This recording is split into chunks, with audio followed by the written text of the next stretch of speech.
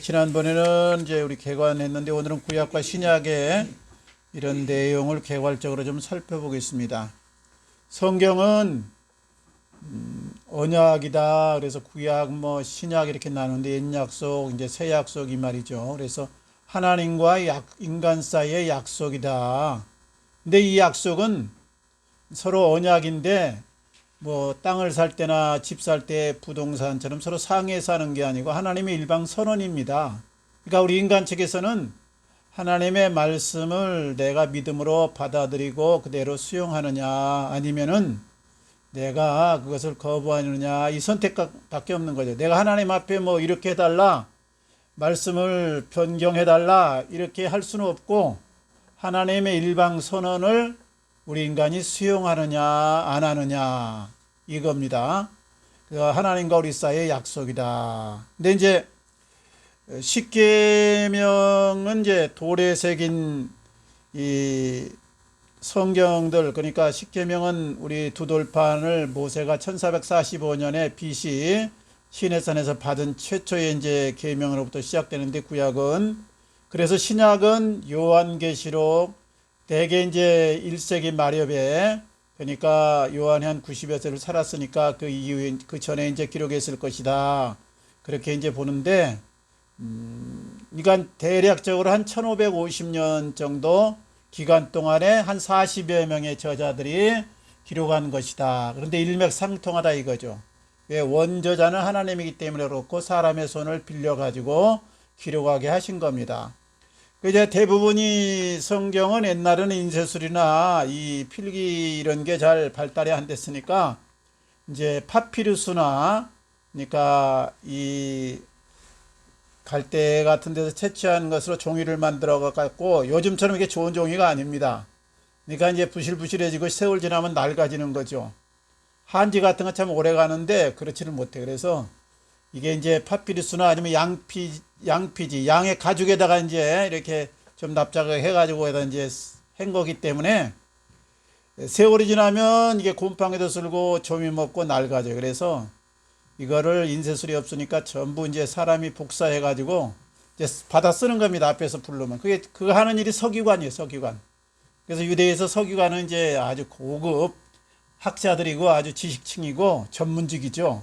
이거 아무나 못하는 거죠. 그래서 이제 좀 위세가 좀 당당하고 나머지 분들은 이제 직업이 다양화가 안 됐으니까 대부분 이제 목축업이나 농사 짓는 일, 뭐 과일 농사, 업 이 정도 또 뭐 광업 좀 채취하는 정도지 1차 산업만 있었지 요즘처럼 서비스 산업이나 직업이 이처럼 뭐 다양하지가 않았어요. 공업도 발달하지 않고 그래가지고.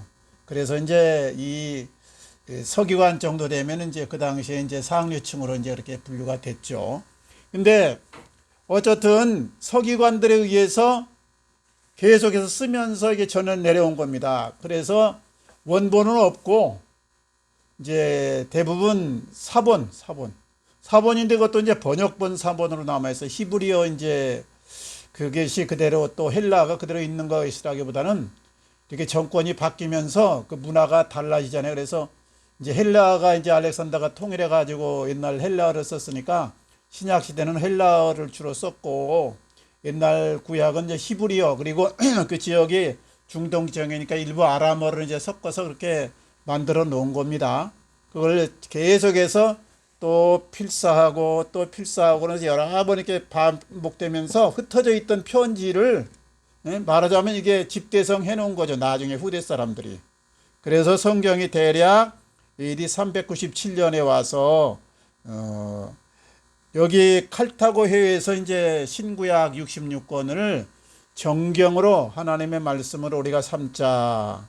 그전에는 뭐 각 편지들이나 각 이 서신서들을 뭐 그리고 창세기 이런 것들이 전부 따로따로 있었어. 이름도 없었고 이제 그냥 그대로 또 띄어쓰기도 안 쓰고 이렇게 된 걸 보기 좋게 이제 나중에 와서 또 1500년대 와서 장제를 붙이고 그래가지고 이 성경을 이렇게 오늘날처럼 우리에게 전해온 건데 이게 굉장히 수고를 많이 했다. 우리 믿음의 선조들이 이 작업을 오늘까지 우리에게 전해주기 위해서 많은 노력을 하고 많은 애를 쓴 결과 이렇게 된 겁니다. 그리고 성경이 이제 개인 우리 소장이 된 거는 마르틴 루터가 이제 종교 개혁을 하면서부터 독일 국민들에게 이제 번역본 독일어로 된 걸 이제 보게 했고, 그전에는 일반인들은 감히 성경을 볼 수가 없어요. 그래서 이제 제사장급이나 이제 아주 종교의 이제 고위층급이나 이제 소장하고 있는 정도고, 그 회당이나 이제 그 성전에다 이제 비치한 정도지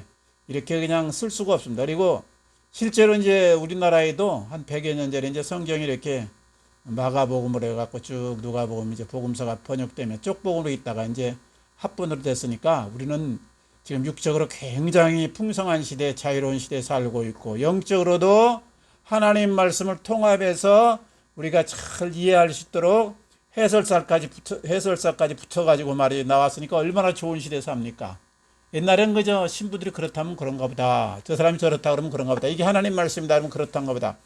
그게 또 천주교에서는 우민 정책을 써가지고 신자들이 성경을 못 알아보도록, 읽지 못하도록, 그래서 자기가 그냥 헛소리해도 그것 갖고 트집 못 잡도록. 사실 목사님들도 헛소리를 많이 하거든요. 근데 큰 교회 목사님들은 이게 드러나니까, 듣는 사람이 많다 보니까 비판자가 많고, 작은 교회 목사님들은 이제 비판하는 사람들이 없어서 그냥 넘어가는 거죠. 그러니까 인간은 누군가 실수가 있는 건데, 어쨌든 성경이 그렇게 해서 우리에게까지 전해졌다. 이제 성경은 하나님과 우리 인간 사이에 맺은 언약이랬죠. 언약. 신약은 하나님과 온 인류가 함께 맺은 언약. 구약은 엄밀하게 말하면 하나님과 이스라엘 백성이 맺은 언약. 그래서 유대교 그러면 이 구약만 이렇게 하는 거죠. 거기다 이제 성경에서 종교가 세 개가 나왔는데, 기독교 나왔고, 그 다음에 마호메트교 나왔고, 그리고 이제 유대교가 나왔단 말이죠. 구약만 이렇게 전부 경전으로 삼는 것이 유대교. 그리고 마호메트교는 구약과 마호메트경, 예? 마호메트가 계시받았던 내용을 중심으로, 구약 거기 신약도 일부 들어갑니다. 복음서도 들어가고 그러는데 거기는 네 가지가 있어요. 이제 마호메트경은. 근데 주로 경전이 마호메트경을 최후의 이제 예언서로 보고 가장 거기에 중점을 두는 것이 마호메트경, 효요교죠 요즘에. 기독교는 구약을 경전으로 삼고 신약 27권을 경전으로 삼는 것이 이제 우리 기독교. 그러니까 구약의 경전으로 삼는 종교는 세 개예요, 세 개. 마호메트, 그 다음에 유대교, 우리 기독교. 이제 약간씩은 거기다 변형을 시켰습니다. 이제 신약, 구약에 대한 것을 우리 기독교는 거의 수용을 했지만, 마호메트경은 약간씩 자기한테 불리한 거는 좀 바꿔가지고 문구를 바꿔서 이제 이렇게 구약을 또 그대로 수용한 거죠. 어쨌든 이제 이 유대교나 이스라엘 사람들이 믿고 있는 지금 신앙은 기독교는 아니다. 이걸 늘 알고, 유대교는 구원이 없다. 이걸 알아야 됩니다. 유대교는 구원이 없어요. 왜냐?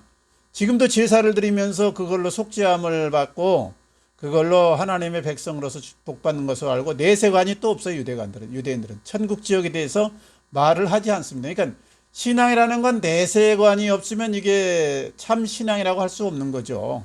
현실의 복만 추구하는 것이 이스라엘 백성들의 현상이고, 만약 우리가 예화를 들어도, 난 옛날에 그 뭐 유태영의 이스라엘의 교육 방법, 이스라엘의 성공 비법, 요즘에 히브리타 교육 이런 게 나오는데요. 이게 우리가 예화를 들어서는 안 되는 겁니다. 이게 사실은 이게 잘못된 거예요. 이게 내세를, 이게 천국과 지옥이 가장 중요한 것인데 이건 말하지 않고 현실에서 복받자, 그리고 땅에서 잘 되자, 그러려면 어떻게 된다, 그거에서만 중점 둔 게 이스라엘 현대 유대교 종교, 유대교는 내세 그런 거 말하면 그건 하나님 속하니까 말하지 말아라, 그건 모른다, 죽으면 끝이다, 이 정도로 그냥 하고 넘어가거든요. 근데 그걸 갖다 이스라엘이 하나님의 백성이다든가 그래가지고 구원한다, 이런 것도 조금 잘못된 교리다. 또 백투백 이스라엘 이상한 교리가 말세론에 있는데, 그 맞기도 하고 안 맞기도 하다, 그냥 그 정도인가 보다, 그렇게 알아야지 그걸 확실한 진리로 그렇게 받아들인 것도 좀 약간 문제가 있다, 이런 생각이 듭니다. 어쨌든 유대교는 기독교가 아니다. 마호메트도 기독교가 아니다. 기독교는 예수 그리스도로 인해서 영생을 얻고 구원 얻고 하나님의 축복을 받는다. 이것이 기독교라 이거죠. 예수님이 빠지면 이게 이제 신앙이 아니에요. 이제 대상은, 시간은 옛날 약속, 새 약속이고, 잘 아는 대로 구약은 예수님 오시기 전에 기록을 말하는 거고 신약은 예수님 오신 후의 기록이다. 구약은 그림자고 모형이다. 신약은 실체이고 그리고 원형이다.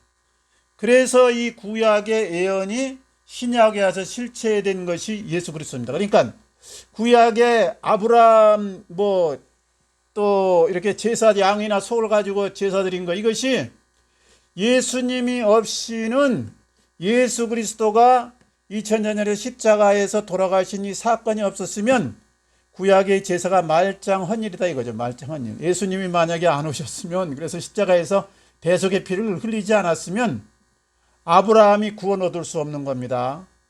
모세도 구원 얻을 수 없는 겁니다. 이게 하나님이 그 예수의 피에다가 믿음으로써 오실 메시아를 바라보고 동물의 피를 가지고 죽은 제사를 드린 것을 연락해 해주신 것이에요. 이게 그러니까 원형이 없으면 그림자가 있을 수가 없는 거죠. 소용이 없는 거죠. 이게 허상이라 이거죠. 허상.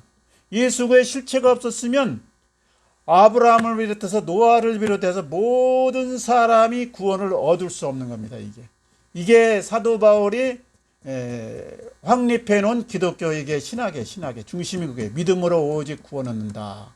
모든 사람은, 어떤 분들은요 구원관에서 말했을 때 이 CBS 방송에서 그런 얘기 하던데, 이순신 장군은 어떻게 됩니까? 세종대왕은 어떻게 하니까 양심 시대가 있었고 선행 무슨 시대가 무죄 시대가 있었고 이런 얘기하면서 예수의 피가 없이도 구원 얻는 것처럼 그렇게 방송을 하는데 그건 틀립니다. 엄밀하게 말하면 이순신 장군, 세종대왕 아무리 선인이라도 말이죠, 죄가 없는 사람이 어디가 있어요. 속죄의 길은 예수의 피밖에 없는 걸, 완전히 깨끗한 사람이 있으면 구원받는데 그분이 이제 좀 좋은 업적을 남겼고 우리 민족적으로는 영웅이지만, 그리고 비교적으로 해서 다른 사람보다 착하게 살았긴 하지만 죄가 없는 사람이 어디가 있어요. 죄가 없는 사람.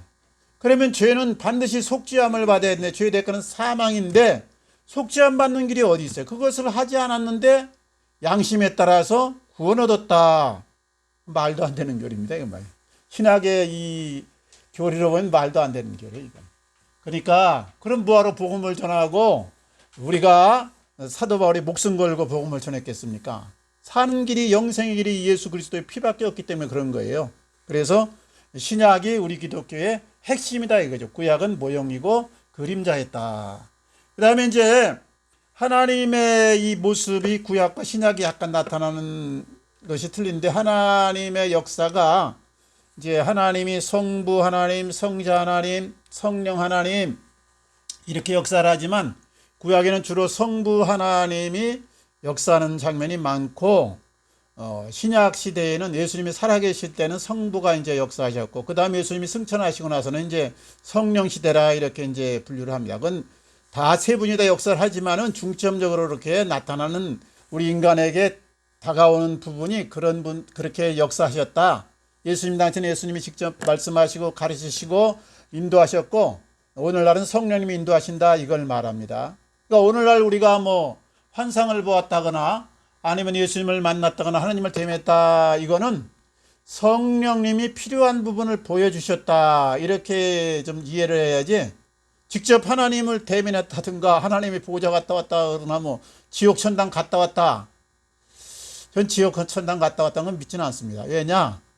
필요한 부분을 하나님이 환상이나 계시를 통해서 보여줬다.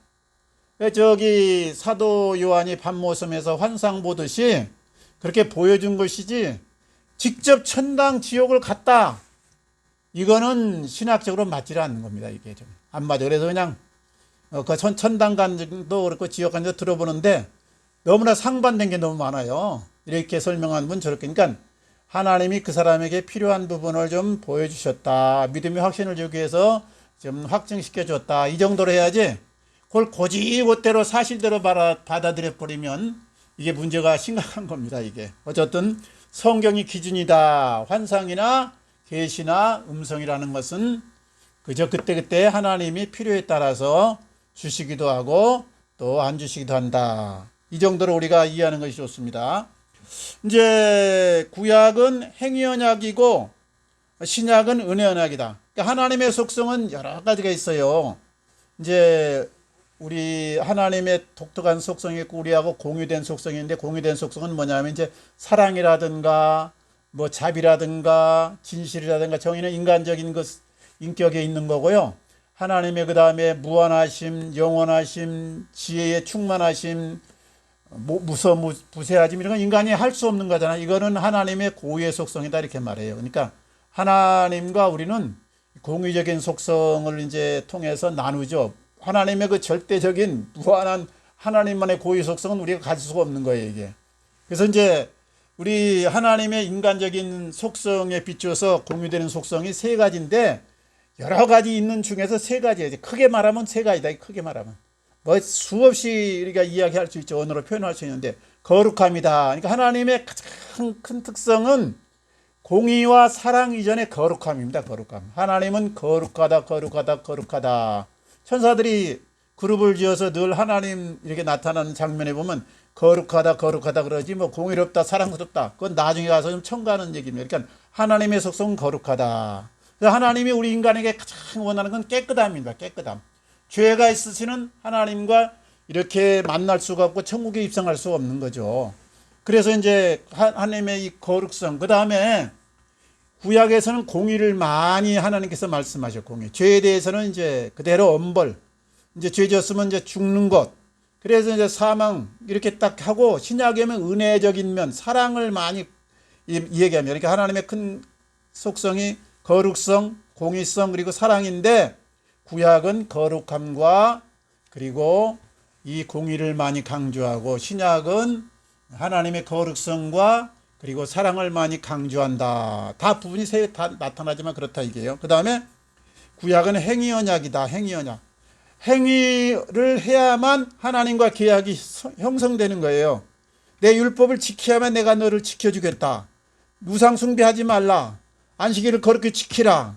네 이웃을 뭐 어떻게 하라. 이런 것이 전부 행위 언약이에요. 그걸 안 하면 하나님과 계약이 무효됩니다. 그래서 이스라엘 백성을 원래 하나님이 복을 주려고 하고 민족 위에 뛰어나게 하려 했지만 이게 안 지켰거든, 율법을 그대로. 그래서 하나님께서 바벨론 포로도 잡혀가게 하고, 그 다음에 이스라엘이 주 70년 후에 흩어져 가지고 세계에서 그냥 종노릇하고, 말하자면 많은 사람들이 학살당하고 이런 역사가 딱 나타난 겁니다. 왜냐? 하나님의 율법을 어겼기 때문에 이게 예발산에서 했던 저주가 그대로 임한 거죠. 그리심산에서 했던 축복은 일부 받다가 나중에 하나님을 배반하니까 하나님의 말씀대로 약속했으니까, 서로 계약을 맺었으니까 그대로 하나님이 실천하신 거예요. 이게 신약은 은혜 언약이다. 하나님의 무조건적인 은혜고, 그냥 우리가 예수 믿으면 내 행위와 삶과 관계없이 무조건 하나님의 자녀가 되고 영생에 참여하고 의인으로 하나님이 인정을 해준다.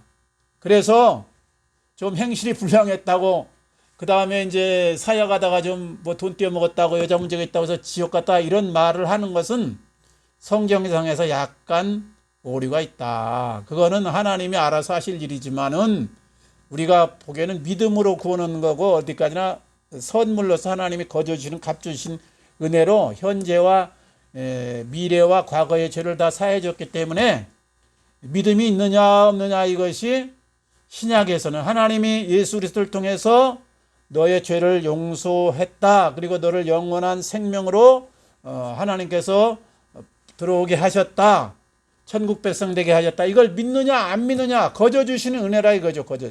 대가를 치르면서 자격이 있어 갖고 한 건 은혜가 아니죠. 이건 계약 관계에서 행위 언약이 되는 거죠, 이게. 그래서 신약은 내 죄와 관계없이 하나님 앞에서 믿음을 내가 가지고 하나님의 그 계약을, 내가 언약을 그대로 수용했느냐 안 했느냐, 이 차이기 때문에 천당 지옥의 문제는 이런 행위적인 심판으로 우리가 가름하면 좀 오류가 생깁니다. 구약은 그렇게 되어 있어요. 할례를 받았느냐 안 받았느냐, 율법을 지켰느냐 안 지켰느냐, 행위에 따라서 하나님의 백성이 되고 또 끊어지기도 했던 것입니다. 신약과 구약의 차이입니다. 그리고 이제 구약의 내용은 신약과 약간 탈린데, 여기 이제 약간 대조적인 걸 말하는데, 창조와 중생이다. 하나님이 창조하셨고, 구약의 역사는 세상 만물을 창조하고 인간을 창조하셨다. 그 다음에 신약은 중생이다. 거듭났다. 다시 태어났다. 이 말이거든요. 그러니까 사람은 태어날 때 어떻게 되냐? 육신이 태어나는데 영이 있기는 하지만 죽은 영으로 태어납니다. 왜냐? 이 죽었다는 말은 뭐냐면 우리 인간은 육신적인 이 동물의 이 몸과 피와 그리고 뼈가 있음과 동시에 하나님의 형상이거든요. 하나님의 형상이라는 건 뭐냐? 하나님과의 관계가 계속되고 하나님의 이미지가 남아있다는 걸 말해요. 그러니까 영이 죽었다는 말은 하나님과 교제가 끊어졌다는 걸 말하네. 끊어졌다. 식물이 살아있지만은 뿌리하고 끊어져 있으면 어때? 그나 결국 죽는 거잖아요. 죽었다 이렇게 간주하는 거예요. 당장은 싱싱해 보이고 꺾어져 놓으면 향기도 있기도 하지만 일시적이다 이거죠. 죽는다 이거죠. 죽었다. 그래서 인간은 태어나면서 육신으로는 생명이 있지만 영적으로는 죽은 상태에서 태어난다. 이게 원죄 개념이에요. 원죄 개념. 원죄 개념이 뭐냐면 하나님과 관계가 끊어진 상태에서 태어난다. 그래서 다시 거듭났다는 뭐냐면 예수 그리스도를 믿음으로 말미암아서 하나님이 다시 하나님과 연결될 수 있고 하나님과 교통할 수 있고 하나님 앞에 내가 나갈 수 있는 이 자격을 얻었다. 하나님이 자녀를 인정해 준다. 하나님이 의인으로 이제 봐준다. 이 말이에요. 이 말. 내 의인이 완전히 돼서 그런 것이 아니고 내 인격이 완전히 거듭나서 그런 게 아니고 그렇게 인정해 주는 거예요. 예수를 믿음으로. 그것이 바로 은혜 언약이에요. 은혜 언약. 그래서 이 창조와 중생 거듭남이라는 것은 예수를 믿어서 내가 하나님과 다시 연결을 했다는 걸 말합니다. 하나님과 소통한다는 걸 말해요. 범죄와 속죄. 아담 타락 이후 선악과로 인해서 범죄를 했죠. 그 다음에 속죄된 것은 예수 그리스도로 인해서 그 죄가 사해지고 나의 자범죄까지 하나님께서 다 간과해 주신다. 그 다음에 율법과 복음. 율법이라는 건 구약에 크게 보면 613가지가 있는데 하지 말라 하라 이제 계명들이 나오죠. 그 구약은 그걸 지킴으로써 이제 하나님의 백성에서 이렇게 상을 받기도 하고 저주를 받기도 하는데 이 복음은 복된 소식이에요. 복된 소식. 무조건 해방시켜 놓고 그 다음에 내가 하나님의 자녀답게 살아라 이겁니다. 그래서 하나님 자녀답게 못 살아도 그리고 혹시 내가 약간 실수해도 하나님이 은혜로 봐주는 거죠. 봐주는 거. 구약하고는 틀립니다. 그 다음에 동물의 제사와 그리스도의 구속. 구약은 동물의 제사로 죽은 제사를 계속 드리잖아요. 반복해서. 신약은 단번에 예수 그리스도 피로써 십자가에서 2000년 전에 해결했어요. 그러면 내가 거기 없었는데 내게 하나님이 적용시켜 주는 거예요. 노아도 아브라함도 요셉도 다 예수 그리스도의 피로 인해서 의인이 되고 우리 역시 시간을 뛰어넘어서 예수님의 십자가 사건을 인해서 우리가 의인된다. 이것이 속죄함이에요. 속죄함. 그래서 천주교처럼 말이죠. 반복적인 이런 사제를 드릴 필요가 없는 겁니다. 그냥 감사함으로 찬양함으로 하나님의 뜻을 깨닫고 더 알차게 하나님의 뜻 안에서 아름다운 인생의 열매를 맺으면서 복되게 살면 되는 거예요. 그래서 이 루터가 개혁하고 나서 칼빈이 개혁하고 나서 이 사제가 잘못되었다. 그러니까 사제는 뭐예요? 하나님과 우리 사이의 이 중보자의 역할을 이 신부가 하고 추기경이 하고 교황이 하는 거예요. 이게. 그래가지고 고해성사를 하고 하는데 이게 잘못됐다. 직접 하나님 앞에 나가야 된다. 그리고 반복되는 제사를 다시 드릴 필요가 없다. 히브리서에서 눈이 강조합니다. 그 다음에 이제 예언과 성취다. 구약에서 여러 번 예수님에 대해서 예언한 것이 신약에서 성취되었다. 그 다음에 신라곤과 복락원이다. 이제 선악과 따먹고 하나님이 두루도는 화영검으로 그 낙원에서 쫓아내고 이제 선악과를 지키잖아요. 그리고 동문에 이제 문을 댔는데 이 동편문을 이제 성막에 동쪽 문이 있습니다. 동쪽에 문을 낸 거예요. 성막은. 그러니까 예수 그리스도 말미암아서 우리가 다시 그 낙원을 회복한다. 그런데 이 낙원은 육신적인 삶에서 완전한 이 낙원은 없습니다. 예수 믿고 복받는다 그러면 우리가 어떤요 유대교 개념으로 세상에서 복받는 것으로 이렇게 얘기하면 안 돼요. 내가 11조 드렸으니까, 내가 충성했으니까, 내가 전도했으니까 하나님께서 내 모든 육신적인 삶을 막 성공적으로 잘 되게 하셔가지고 내가 부자로 그리고 명예롭게 산다. 이런 개념으로 받아들이면 안 되고 구약은 육신에 속한 복을 강조하고 신약은 하늘에 속한 복을 강조하는 것에 에베소서 늘 나오죠. 하늘에 속한 신령한 복으로 너에게 복 주시고. 그래서 하나님과 우리가 관계를 맺을 때 구약의 개념으로 거래 관계를 맺으면 안 돼. 이 구약은 많은 거래 관계가 이게 있어. 11조 많이 들으라. 내가 너희 복되게 하리라. 너 감사해라. 뭐 절기 지켜라. 내가 책임지겠다. 너희가 내 계명된 사람은 너희를 세계 민족한테 뛰어나게 했다. 신약에는 그런 약속이 없다니까. 신약에는 그냥 감상 하나님이 거저 이미 은혜를 주셨으니까 내가 감사함으로 해서 우리가 예수 잘 믿고 전도 잘했는데 11조 잘 드렸는데 사업 안 된다고 낙심할 필요 없습니다. 사업이라는 건요 11조 드렸다고 잘 되고 안 되고 그런 게 아니에요. 합격 서울대 합격하는 건 내가 뭐 새벽기도 했다고 합격하고 안 했다고 합격하는 게 아니에요. 공부 열심히 했으면 합격하는 거고 안 했으면 떨어지는 거고 사업에 아이디어가 없고 도전이 없고 성실하게 못했으면 망하는 거고 열심히 했으면 되는 거예요. 이건 믿는 사람이나 안 믿는 사람이나 해당되는 게 육신의 복이라는 거는 그거는 일반 원리예요. 일반 원리. 육신의 복은 일반 원리에 해당되는 거고 구원에 관한 문제는 특별 은혜에 해당되는 거예요. 특별. 그래서 일반 은혜하고 이게 자꾸 하나님의 특별 은혜를 혼동해 가지고요. 내가 옛날에 목사님한테 풍사들한테 많이 듣는 게 새벽기도 하면 모든 것이 형통하다. 뭐 새벽에 뭐가 열렸다. 뭐 여러 곳도 갈라지고 뭐 했다.